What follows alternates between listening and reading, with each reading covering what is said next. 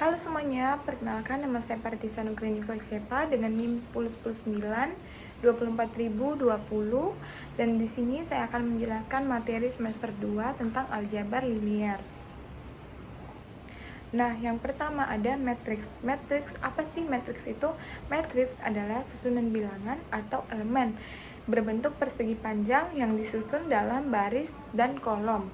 Nah, contoh matriks itu ada berordo 2x3, artinya 2 baris dan 3 kolom. Nah, yang mana sih baris dan kolom itu? Baris itu yang horizontal dan kolom itu yang vertikal. Nah, selanjutnya ada ordo matriks. Ordo matriks itu menyatakan ukuran dari matriks tersebut. Nah, ordo itu sama dengan baris dikali kolom. Nah, contohnya itu ada 2x2, 2 baris dan 2 kolom. Itu adalah matriks persegi. Nah, matriks pula terbagi. Ada matriks 0, matriks identitas, matriks diagonal, matriks simetris, matriks persegi, dan transpose. Lalu ada operasi matriks, yaitu ada penjumlahan dan pengurangan. Nah, penjumlahan dan pengurangan hanya bisa dilakukan dengan matriks yang ordonya itu sama. Nah, penjumlahan itu dilakukan elemen per elemen. Contohnya seperti. Lalu ada perkalian skalar. Nah, perkalian skalar itu kalikan setiap elemen dengan suatu bilangan skalar. Contohnya.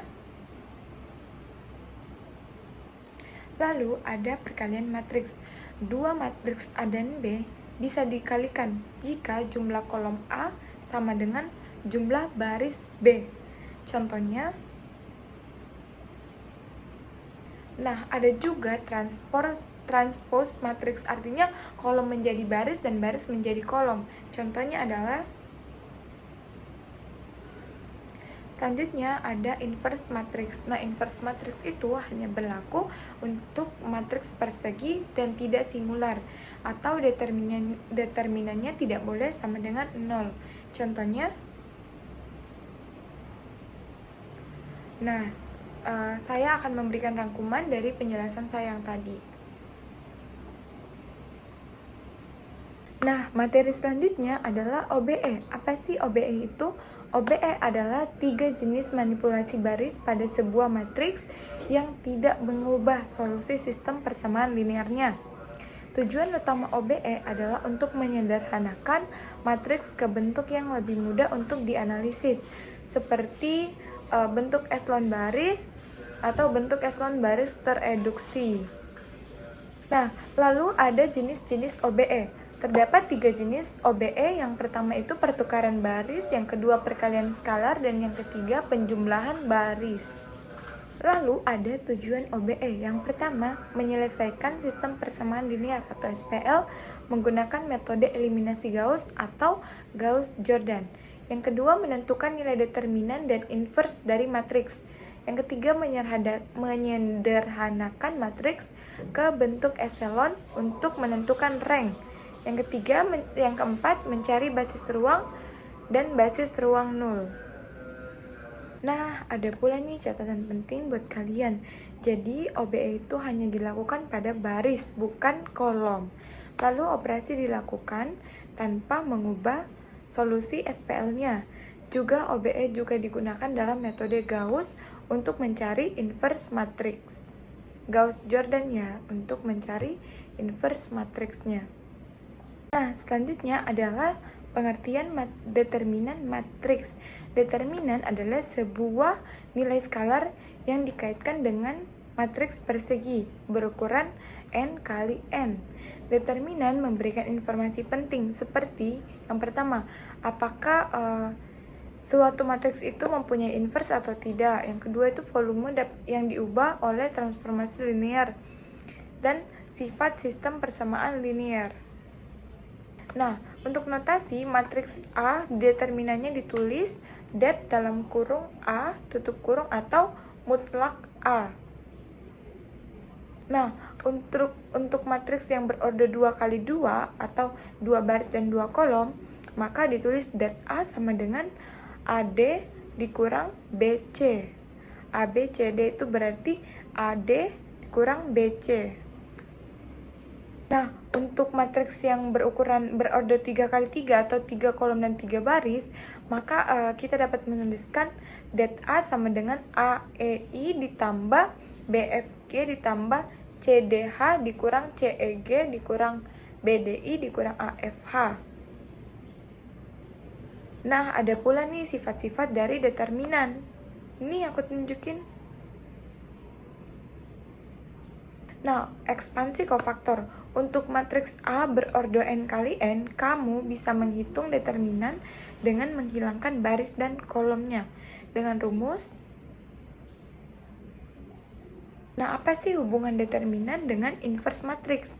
Nah, matriks A punya inverse hanya jika det A sama dengan tidak boleh 0. Jika det A sama dengan 0, maka matriks tersebut singular dan sistem persamaan linear yang terkait tidak punya solusi unik. Nah, materi yang selanjutnya adalah pengertian ekspansi kofaktor. Ekspansi kofaktor adalah metode untuk menghitung determinan matriks persegi dengan menghapus baris dan kolom tertentu dan menghitung determinan dari submatriks atau minor. Rumus umum untuk ekspansi kofaktor terhadap baris ke I adalah. Nah, selanjutnya langkah-langkah ekspansi kofaktor. Langkah yang pertama, pilih baris atau kolom. Yang kedua, hitung minor dan kofaktornya. Yang ketiga, jumlahkan semuanya. Ada pula nih tips menggunakan ekspansi kofaktor. Yang pertama, kita harus memilih baris atau kolom dengan elemen 0 terbanyak. Yang kedua, gunakan tabel tanda untuk tanda kofaktornya. Yang ketiga, ukur untuk matriks yang besar, lebih efisiensi pakai OBE atau software. Nah, aku juga mau kasih lihat nih ke kalian aplikasi ekspansi dari kofaktornya. Nih. Nah, materi selanjutnya adalah sistem persamaan linear. SPL adalah kumpulan dari dua atau lebih persamaan linear yang melibatkan variabel yang sama. Contoh SPL dua variabel yang pertama itu 2x tambah 5y sama dengan 1. X kurang y sama dengan 5. Nah, tujuan utamanya itu untuk menentukan nilai variabel x, y, dan seterusnya yang memenuhi seluruh persamaan secara bersamaan. Nah, berikut saya kasih contoh bentuk umum dari SPL, sistem dengan m persamaan dan n variabel. Lalu ada jenis-jenis solusi SPL. Yang pertama itu solusi unik, ada tak hingga dan tidak ada solusi.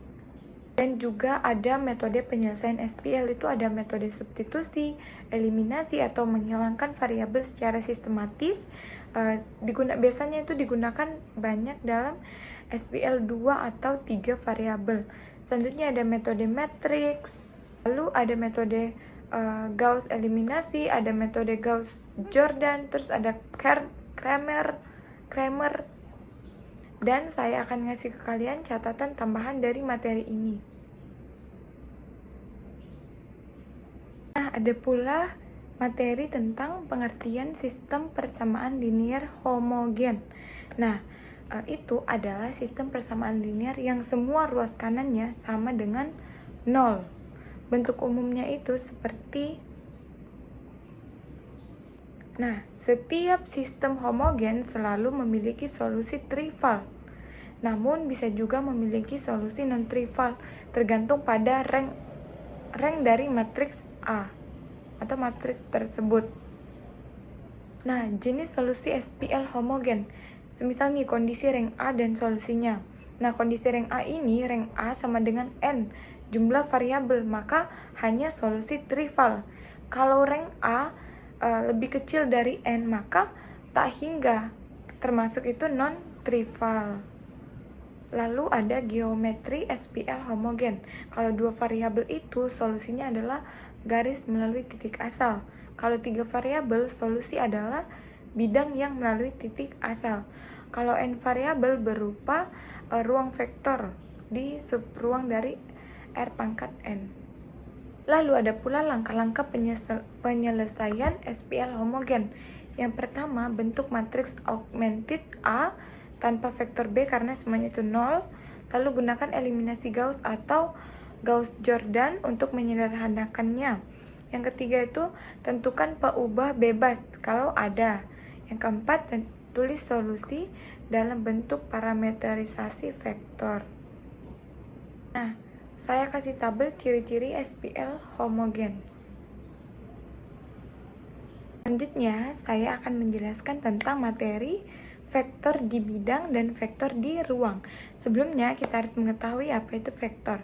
Vektor adalah besaran yang memiliki nilai dan juga arah. Berbeda dengan skalar karena skalar hanya mempunyai besar saja tetapi tidak memiliki arah. Nah, vektor sendiri digambarkan sebagai tanda panah dalam bidang atau ruang. Nah, ada pula vektor di bidang 2D.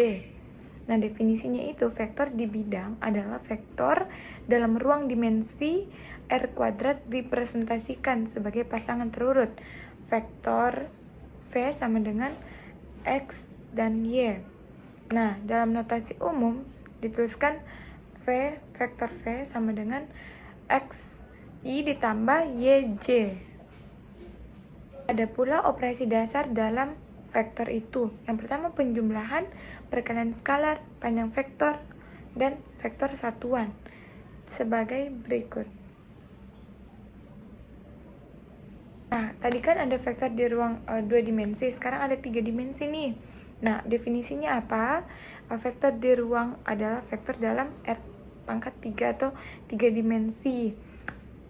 Ini seperti operasi dasarnya, sama seperti 2 dimensi dengan tambahan komponen Z seperti. Ada pula operasi khusus dalam vektor 2 dimensi dan 3 dimensi. Nah, yang pertama itu ada perkalian titik atau dot, yang kedua ada cross product atau di 3 dimensi saja. Lalu ada persamaan garis dan bidang vektor dengan vektor A. Persamaan garis 2 dimensi atau 3 dimensi dalam vektor itu sebagai. Lalu ada persamaan bidang di 3 dimensi vektor sebagai. Sekarang saya akan menjelaskan materi tentang ruang vektor umum. Sebelumnya harus kita ketahui bahwa apa sih ruang vektor itu? Nah, ruang vektor adalah himpunan vektor yang memenuhi operasi penjumlahan vektor dan perkalian skalar, serta 8 aksioma yang berkaitan dengan kedua operasi tersebut. Skalar biasanya dari suatu field seperti R atau bilangan real atau C atau bilangan kompleks. Nah, apa sih aksioma ruang vektor itu? Nah, aksioma ruang vektor untuk setiap vektor U, V, W, semua elemen anggota V dan skalar A, B, semua elemen anggota bilangan F. Maka, yang pertama itu penjumlahan komutatif, yang kedua penjumlahan asosiatif, terus elemen netral, terus ada inverse penjumlahan, ada asosiatif perkalian skalar, ada identitas skalar, lalu ada distribusi skalar terhadap penjumlahan vektor dan ada distribusi skalar terhadap penjumlahan skalar. Nah, apa sih subruang vektor itu? Subruang atau subspace adalah himpunan bagian W yang juga merupakan ruang vektor, yaitu. Nah, selanjutnya ada kombinasi linear dan ketergantungan linear.